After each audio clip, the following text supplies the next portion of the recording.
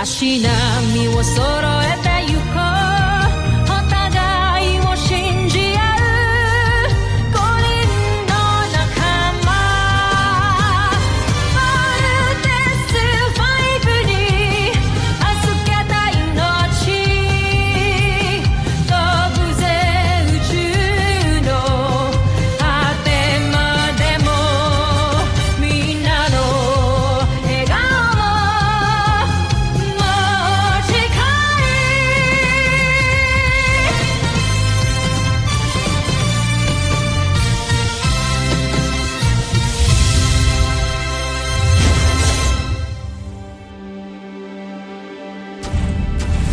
Ang nakaraan sa Voltes 5 Legacy.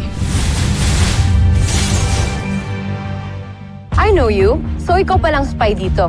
Di ako nagtatrabaho para sa mga Buzanians. Sa ibang ahensya ako nagtatrabaho. Hahatian kita sa kikitain ko dito. I don't need the money, but I need something else. Tutulungan mo akong mawala si Jamie Robinson sa Voltes 5. Muntik ka nang mapatay ni Apable. Siya nga yung traidor ang nagtatangkang pumatay sila. We believe na may kasabwat si Apable dito sa kampo. Ayaw niya mabisto siya, kaya niya pinatay si Apable. Tignan mo ito, General Zandra. Ang mikrobyong ginawa ko. Hindi ba delikado rin yan para sa atin? Mag-iingat ka. Tanging tayo lamang, taga-Buzan, ang hindi tinatablan ng mikrobyong ito.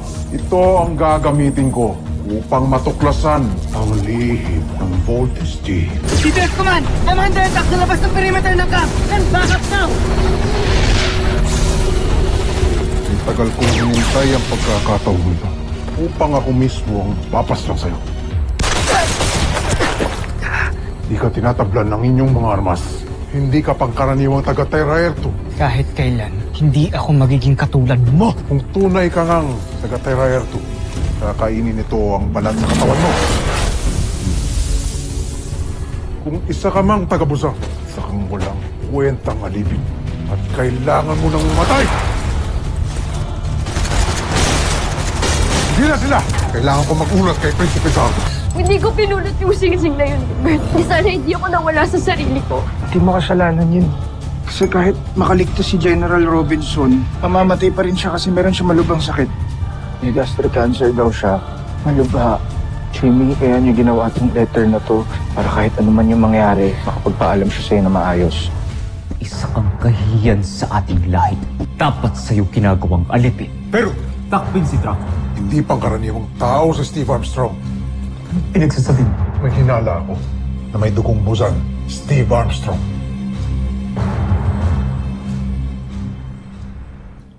Hindi ho namin siya nahuli. Bigla na lang siya nawala. Pasensya na, Dr. Hook. We failed to capture the enemy.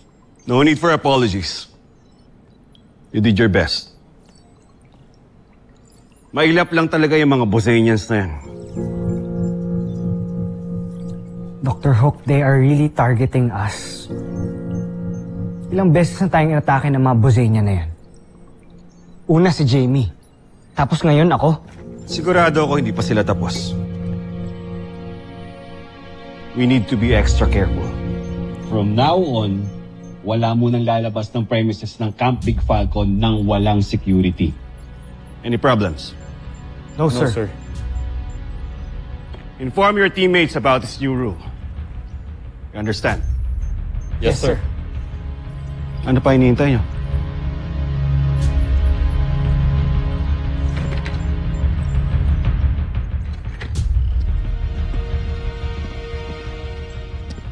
Mark, maraming salamat sa pagtulong mo sa akin kanina. Hindi dahil sa'yo, casualty na ako ngayon. Mark. I know things are still not okay between us. Let's work it out. Para sa team.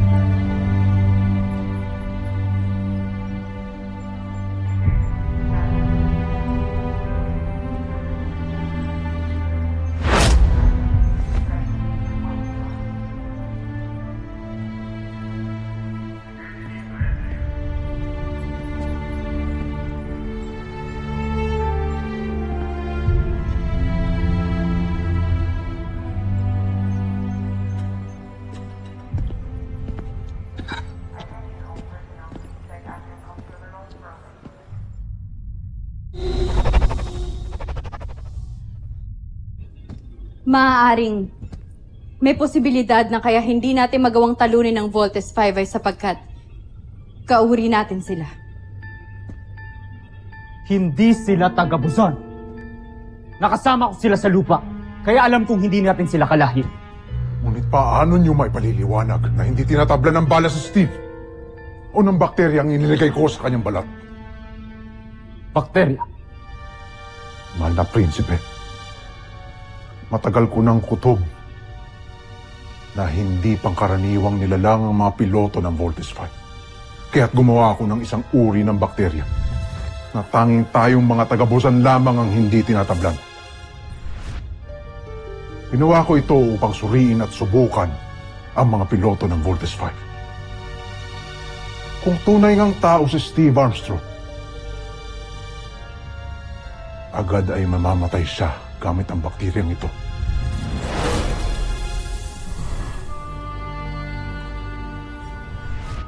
Ngunit tama nga ang hinala ko. Ni hindi man lamang sana apektuhan ito. Nangangahulugan lamang na hindi sa tunay na tao. At maaaring katulad nga natin siya. Doc Shibal! Hindi ako kumbinsidong kagaya natin si Steve. Dahil alam kong ni patak ng dugo natin ay wala sila. Mabababa silang uri. Kaya kahit kailan, hinding-hindi natin sila magiging kalahi. Kahit kailan, hinding-hindi nila tayo makakapantay.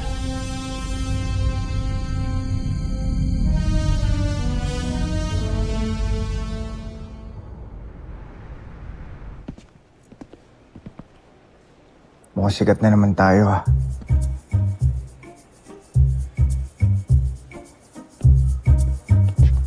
Mga bro, totoo ba yung narinig namin? Parehas lang naman feeling ng skin eh. Excuse me. Halika ba? Pitigil mo yun, nakakaya. I'm sorry, Big Bert. I was just trying to be funny. Saka gusto lang naman namin malaman kung totoo ba yung chismis. So, half Buzonians ba talaga kayong tatlo? Oo. Half Buzonians kami.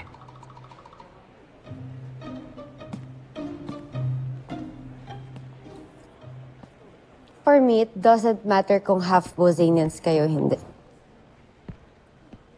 Lalo na to si Steve. To me, he's just perfect. Steve, Big Bert. In behalf of my Kalis friends, I sincerely apologize. I'm sorry.